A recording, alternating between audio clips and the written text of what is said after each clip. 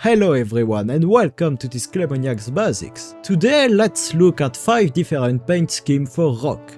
As I did in my first video, the schemes you'll see today are painted using mainly dry brushing. I won't repeat everything I said in that video, but I find this dry brushed scheme useful, because they're better for large structure or terrain. Why? Well, because applying a wash or a shade over something like an entire pyramid or a castle is a real pain to keep uniform and clean without pulling. But let's not waste any more time. Let's see 5 rock schemes that aren't greystone.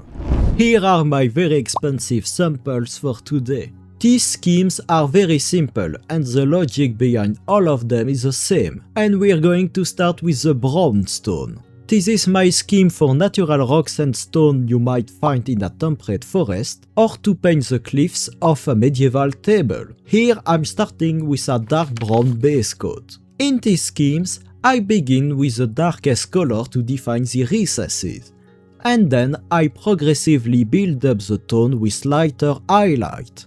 Now I'm dry brushing a brownish paint as the first step. This dry brush is applied heavily to build the main tone of the stone, but kept light enough to preserve the dark recesses. After that, I dry brush a lighter brown as an highlight over the whole stone. This dry brush is applied lighter than the first one. The final highlight is a light stone colored focus on the edges, which adds a nice finishing touch, while defining the most prominent volumes.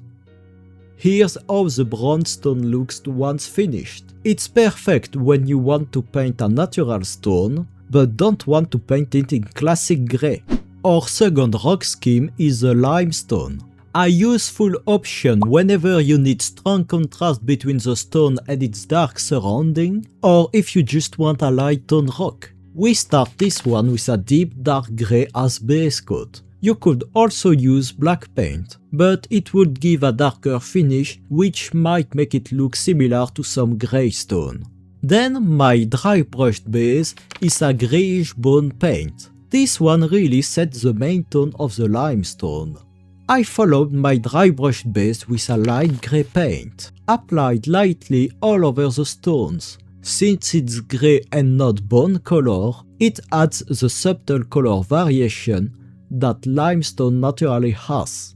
And the final dry brush, as before, is focused on the edges. A whitish bone color nicely finishes the stone. Here's our finished limestone. I quite like this one, and it will be my choice for mountain terrain stone. Our third rock scheme is the volcanic one. It's the darkest of them all, and in my opinion it needs some contrast nearby to make the most of it.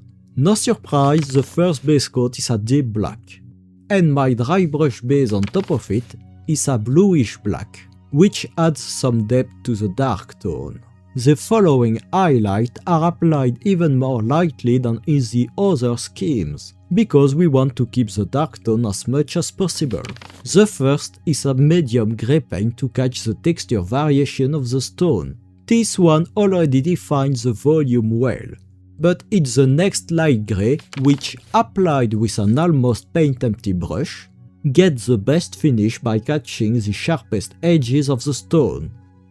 Here's how the volcanic stone looks. As I said, it works best with contrast nearby, like here where I added some lava pools and grey ashes. Our fourth scheme is the sandstone. As its name suggests, it's the one you did when painting stones in a desert. This one shares the same base coat as the brownstone, so let's apply our dark brown paint before moving on to the next step. Now I dry brush a warm sand color all over the stones to get a nice coverage, while keeping the recesses dark.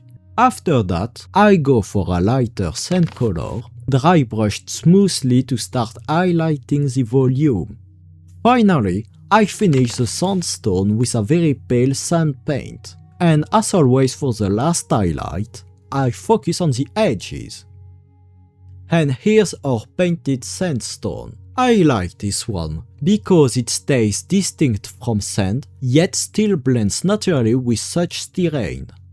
And our fifth and final schemes is the red rocks, like those one you can find in canyons or savannas. For this one, I start with the same dark brown paint used as a base coat for all the other brown scheme. Then I dry brush a warm brown as the first highlight, as always avoiding the recesses. Next, I follow it with a terracotta colored paint as a second dry brush to create a nice warm natural red base. Now I refine the volume with a first dry brush of dirty orange, and since the edges still aren't popping enough, I dry brush a warm flesh tone on top to get them well defined. Here's the red rock finish. It's perfect for a warm terrain, but if you want something that pops more than the sandstone scheme. Here are the 5 rock schemes from today. Counting my first video about the grey one, I've now covered 6 ways to paint stone using only dry brushing, so I'm sure you'll find one that suits your current or future project. As I mentioned, the advantage of these schemes is that they don't require any washes, which speeds up the painting process. Thanks a lot for watching this Clemoniak's Basics, and if you enjoyed the video, don't forget to give it a like. Also, feel free to drop a comment under it. Farewell everyone, it was Clemoniak and I see you next time.